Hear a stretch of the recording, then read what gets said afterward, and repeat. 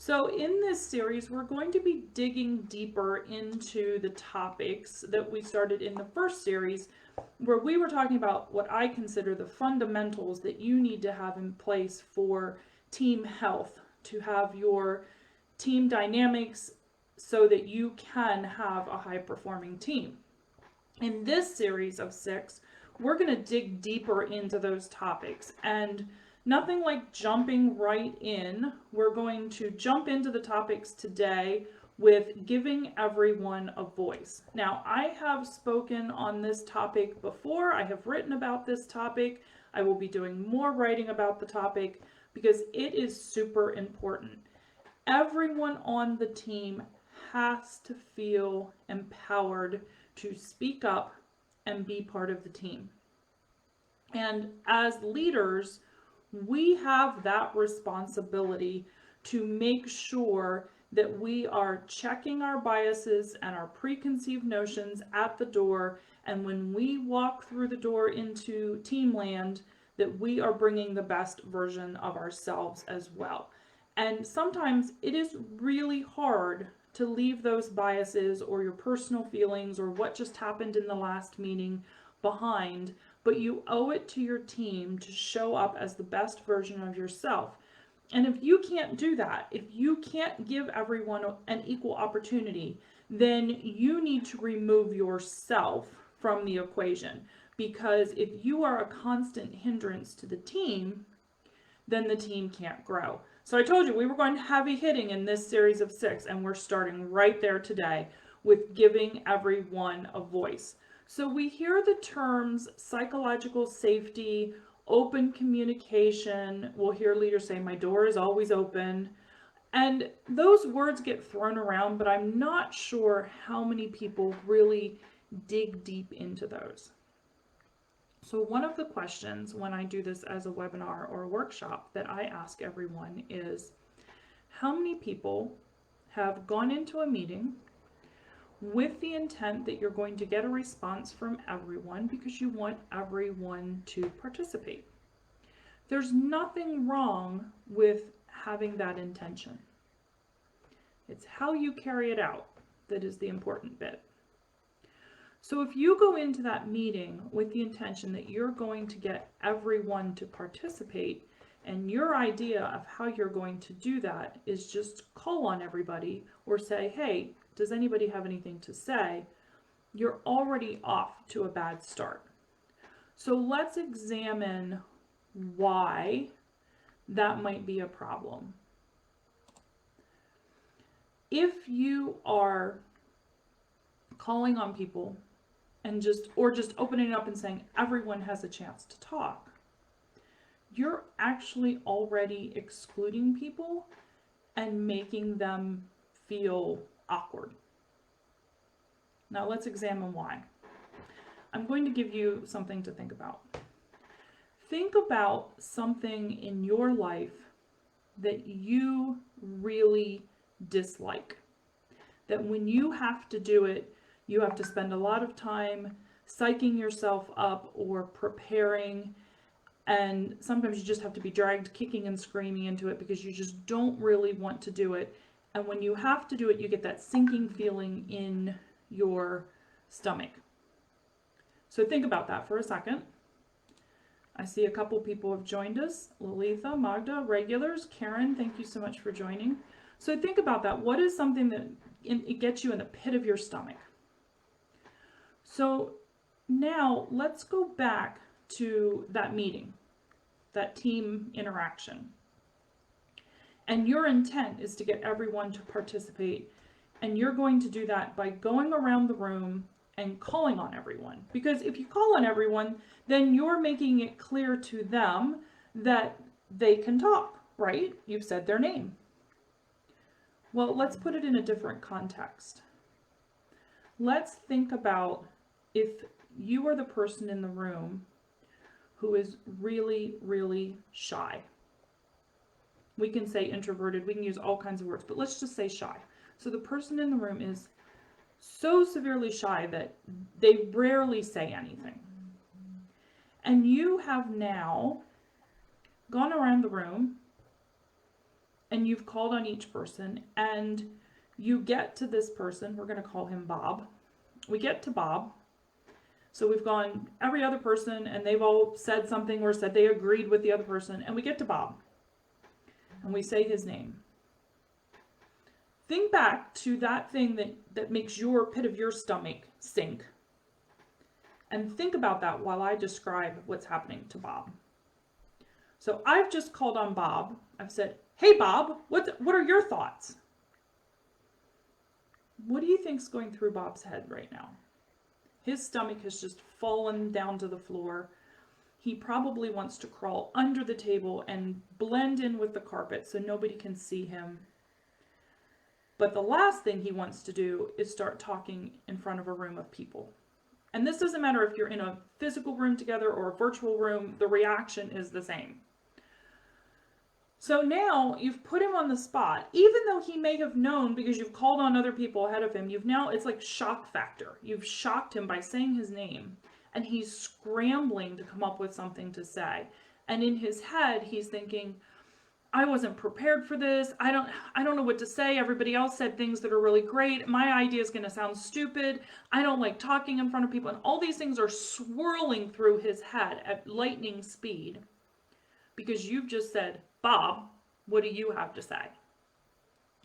And what Bob is going to say, instead of what he would say if he had a reasoned amount of time to say it, is he's going to say, oh, I'm good, nothing here, it's okay, I agree with everyone else. Or he may even just mumble something incoherent because he just can't speak in front of people. And what has happened as a result of that is we've missed out on Bob's ideas. And he may have some really, really good thoughts that we are never going to hear because that technique does not work for everybody. Now, it is impossible to come up with the perfect scenario every time you have a meeting, and there are always going to be mitigating factors that you can't overcome because you don't know everything that's going on with people. But we can create experiences that allow people more opportunity to speak up. So in next week's live, I'm going to be talking about a couple different ideas that you can use, but I'm going to give you one right now so you walk out of this with an idea. If the purpose of your meeting is to elicit ideas on a specific topic, why do you have to have a meeting about that? You all know how I feel about meetings. Why can't you send out a survey or a poll or even a community virtual whiteboard where everyone can submit their ideas in advance? That way people can think through the idea that you want them to present, and you might come up with some ideas that never would have happened even from your most vocal people in the meeting because they didn't have the time to think through or chat with their colleague at the water cooler and hash out some ideas or do a bit of research, or in the case of Bob, just sit quietly with his thoughts. So if you give everyone that opportunity to kind of collect themselves behind the scenes and then present the ideas in a collaborative space, not only do they have time to come up with reasoned responses, but they're going to feed off of each other because they're going to see what other people are coming up with, and they're going to go, wait, that's a great idea, but I think I can add to that. And there's going to be some enthusiasm generated by that because people don't feel pressured to perform. And then you can even have them vote. So now we've got this collection of ideas. Let's have everyone upvote our favorites. And now we've come up with maybe our top 3. And when I do this exercise in my workshops or my 12-week learning journeys, I use the example of summer Fridays. I don't like to bring topics in that are really stressful. So I bring in the idea of summer Fridays, and we're going to come up with a team plan for how we want to handle summer Fridays. and we do the collaborative board where everybody puts their ideas on a collaborative whiteboard, and then we upvote. Now, we've gotten it to the top 3. Now you can have a meeting where you bring everybody in to discuss those ideas. And quite possibly, you can excuse people from the meeting if they're willing to surrender the discussion. So let's say you come with the top 3, and I don't, as a, my individual opinion is any one of those 3 ideas would be great. I would love those ideas, any of them. And I'm okay with relinquishing my vote and my discussion to the other team members because I have some other things that are higher priority that I want to work on. That's a fairly revolutionary idea for people to work on because they're like, no, we have to have everybody in there. Everybody has to vote or it's not group consensus. Well, it is group consensus if I say I'm okay with the 3 ideas. Now, if I'm doing that because I don't feel like my voice is going to count, that's a different conversation and you have to watch out for that. So you may not want to use that option early on until everybody's able to show up authentically. But you don't have to have these meetings where you're going around the room and calling on people. There are different ways to handle it. Karen says she wishes her last team manager could have listened to me. Yeah, well, Karen, a lot of people may need to listen to me, but somehow they don't. So think about that. Anytime you're in a situation where you're working with a lot of people, it can be a team, it can be a community group you're in, think about your behaviors first. How am I showing up with the group? Am I bringing in some biases before we even get off the ground? And try to check those. Get a coach or get help if you don't know how to check them. And if you truly can't check them, then don't be in a management role. Don't be in a facilitation role. So that's the first thing. You've got to show up as the best version of yourself. And then you've got to give your team ways for them to be able to communicate and collaborate that don't always involve raising your hand and speaking up in a meeting or being called out. So we could go on about this. I do whole workshops. It's a big part of my 12-week learning journey. In fact, we spend several weeks with coaching sessions on this. But we're going to stop for today because I really want everyone to reflect on this. What things have you done in the past that may have unintentionally, hopefully not intentionally, unintentionally excluded people from being able to show up as themselves?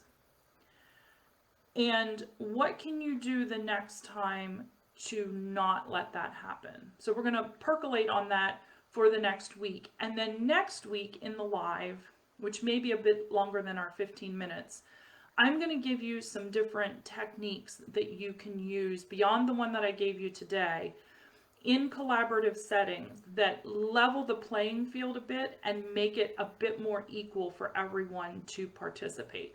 So I wanted to just do this short live today to get everybody thinking about what the next 6 weeks are. Like I said, I posted the topics in the chat and you will see them coming up on our different pages on all our socials.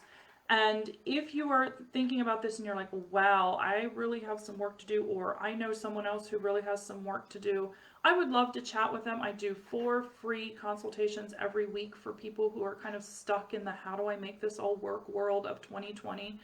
So just reach out to me on LinkedIn, Facebook, wherever we connect, and let me know how I can help, because there is no point in anyone feeling constantly stuck. That is not a comfortable place to be, and I can help you get over that and get you some tips to get started right away. But otherwise, I will see you back here next week for some techniques that you can use for collaboration in your teams. And in between, you can always catch me on LinkedIn, Facebook, Instagram, and reach out on those channels. Also, we put all of our videos on our YouTube channel as well. So there are tons of ways for you to connect with us, and I look forward to seeing you next week. Bye, everybody.